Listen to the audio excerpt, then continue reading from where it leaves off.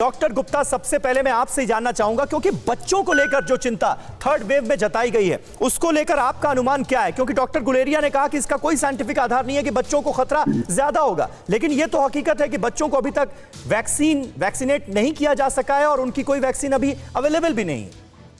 देखिए समीर अब्बास भाई, इसकी दो थ्योरी हैं जिसमें हम लोग कह रहे हैं कि बच्चों को इन्फेक्शन का खतरा ज्यादा रहेगा। पहली थ्योरी ये है कि पहली वेव के दौरान बड़े बुजुर्गों को ही कोरोना ज्यादा संक्रमित किया, इन्फेक्ट किया, उन्हीं के अंदर ज्यादा संक्रमण पाया गया। तो दूसरी वेव आई, उसमें मिडिल एज और यंग लोग काफी इन्फेक्टेड हुए, बच्चे इन्फेक्ट हुए लेकिन कम हुए। तो अब ये थ्योरेटिकली माना जा रहा है कि हाइपोथेसिस है कि शायद तीसरी वेव में बच्चे ज्यादा इन्फेक्ट होंगे।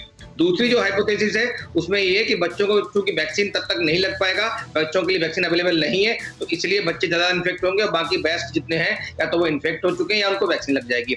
लेकिन ये कोई भी साइंटिफिक थ्योरी नहीं है, ऐसा नहीं होने वाला है। क्योंकि WHO हम सब लोग बार बार कहते हैं जो संक्रमण की दर है वो सभी आयु वर्ग में समान है, सभी जेंडर्स मेल फीमेल दोनों में समान है। ऐसा कोई वो नहीं है जिसमें ये देखा गया हो कि महिलाओं में ज्यादा संक्रमण होगा या पुरुषों में ज्यादा होगा। अगर कोरोना वायरस को एक्सपोज होते हैं हम सब लोग, तो हम सब में संक्रमण दर बराबर होगी, चाहे वो बच्चे हों, बुजुर्ग हों, मेल हो, फीमेल हो, इसमें कोई डिफरेंस नहीं। होता क्या है कि सीवियरिटी ऑफ डिजीज, कि गंभीर कितनी डिजीज हो रही है, बीमारी कितनी गंभीर हो रही है, कॉम्प्लिकेशन कितने ज्यादा हो रहे हैं, डेथ कितने हो, ये एज ग्रुप बाई वेरी कर सकते हैं, depending on male female sex पे वेरी कर सकते हैं, या किसी में कोमॉर्बिडिटीज है तब वेरी कर सकते हैं। तो इसलिए खाली हमें फोकस करना कि बच्चों के लिए लेहर आएगी, बच्चों पे फोकस करें, बच्चों की आईसीयू बनाएं, बच्चों के वेंटिलेटर इकट्ठे कर दें और पता लगे कि सारे लोग इन्फेक्ट हो रहे हैं और सडनली कोलैप्स हो जाए। तो हमें कुछ ना कुछ हाइब्रिड मॉडल बनाना चाहिए जिसमें बच्चे अगर इन्फेक्ट हो तो बच्चों का भी ट्रीटमेंट हो सके, अगर बड़े होते तो बड़ों का भी हो सके। ऐसे हाइब्रिड मॉडल का हम लोगों ने प्रपोजल दिया है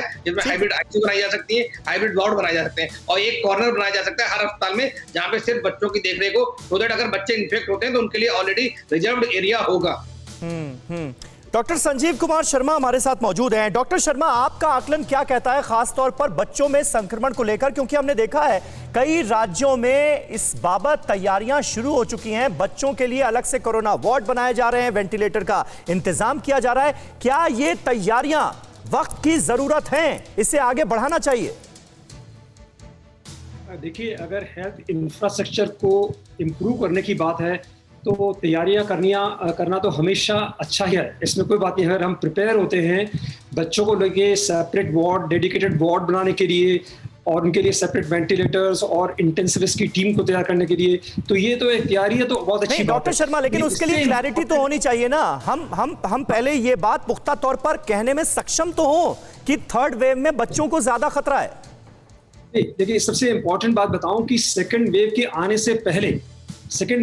से पहले किसी को इतना अंदाजा नहीं था कि ग्रेविटी ऑफ सीरियसनेस इतनी ज्यादा होगी, इस लेवल पे वेव जाएगी और इतना यंग पेशेंट्स को अफेक्ट करेगी और इतनी हाई मॉर्टेलिटी होगी, किसी ने प्रेडिक्ट नहीं किया था। तो हमारा इंफ्रास्ट्रक्चर उस चीज को जज ही नहीं कर पाया। तो उसके ऐसे एक्सपीरियंस के बाद में अगर तैयारी थोड़ी बहुत अगर अच्छी इंटेंसिव तैयारियां हो रही है तो इसमें कोई वो नहीं बात नहीं। लेकिन दूसरा फैक्ट जो सबसे इंपॉर्टेंट है कि अब हमारे को इस सेकेंड वेव के बाद में ज्यादा कॉन्शियस हो जाना चाहिए कोविड अप्रोप्रिएट बिहेवियर को लेते हुए, कि बच्चों में जब आएगा, जब घर के सारे एडल्ट हैं वो अगर वैक्सीनेटेड हैं, वो अगर कोविड अप्रोप्रिएट बिहेवियर अडॉप्ट कर चुके हैं, वो मास्क प्रॉपर लगा रहे हैं, डिस्टेंस मेंटेन कर रहे हैं, तो उन्हें इन्फेक्शन घर में आएगा ही नहीं, तो बच्चों में भी नहीं पहुंचेगा। और साथ ही में हम बच्चों में वैक्सीनेशन जो 12 to 18 ग्रुप्स में भी वैक्सीनेशन में आने वाले हैं, जिसके लिए कोवैक्सीन और कोविशील्ड सब कुछ चीजें ऑलरेडी अप्रूवल फेज में है।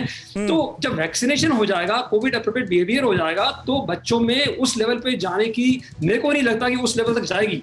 लेकिन इसके साथ ही अगर हम तैयार हो जाते हैं, हमारे इंफ्रास्ट्रक्चर को इंप्रूव कर लेते हैं, तो इन केस अगर सपोज के चांसेस हैं 20% और उसकी जगह अगर हमको 10% ही फेस करना पड़ता है तो हम तैयार रहेंगे। लेकिन वो हमको वो मॉर्टेलिटी और वो तो देखने को नहीं मिला जो इस बार मालूम पड़ी। यंग पेशेंट्स गए हमारे 30 साल 35 साल के यंग डॉक्टर्स और सारे। परवाह देश की, सोमवार से शुक्रवार रात 10 बजे TV9 भारतवर्ष पर।